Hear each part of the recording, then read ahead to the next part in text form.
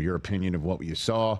Obviously, the first 15 scripted from Ben Johnson made everybody feel like this thing was now finally had fairy dust sprinkled all over Soldier Field.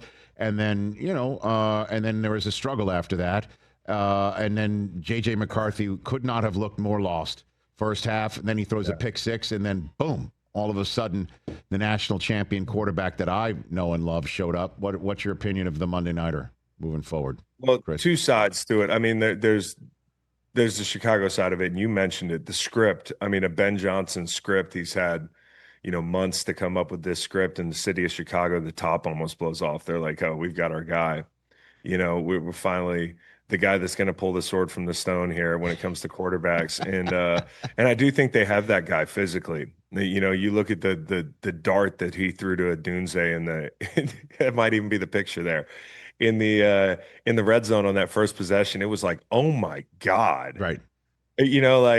And the way he gets out of trouble. Yeah, he's fast. He's good. Seems to see the field differently than other people, but everything. And I know there's this article out by Tyler Dunn, and I am trapped behind the paywall. So I read like the intro to the article, and I was like, oh my God, that is rough. Like the things they're recounting from last year. And I haven't even gotten to the article yet. I'm behind the paywall. So like if the stuff behind the paywall is even worse, then they are really digging themselves out of a hole. But I think what he shows you is he's got it in his body.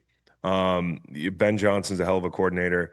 And on the other side of it, I think with JJ McCarthy, it's kind of like he's the guy that seems to be really trying to do everything right. He's not supremely talented, but that was what we saw coming out of his college tape.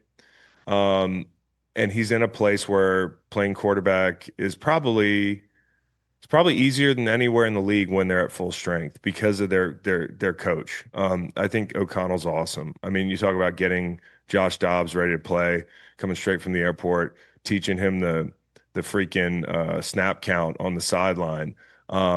Like going through the playbook in real time. He has coached up quarterbacks and a lot of different ones into playing competent football, and I think he's confident. I mean, think about them making the move to let Sam Darnold go and saying, hey, this is our guy. They have to believe in this guy, and I love the way he settled in. Like, what a story being a Chicago hometown kid and finding himself down 17-6 and nothing's going right.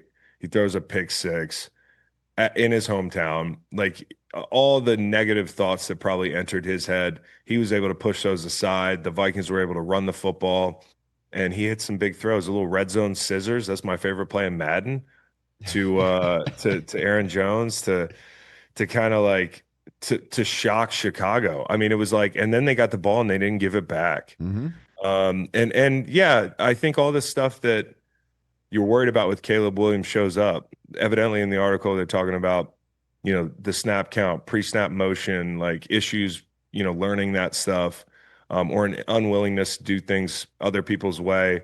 I take all that with a grain of salt, but I did see a lot of pre-snap issues, a lot of false starts, a lot of motion issues, and things like, hey, the intentional grounding, got to be smarter there. Ended up in some third and very longs in the second half, missed some easy throws. He'll make the throws that you're like, oh my God.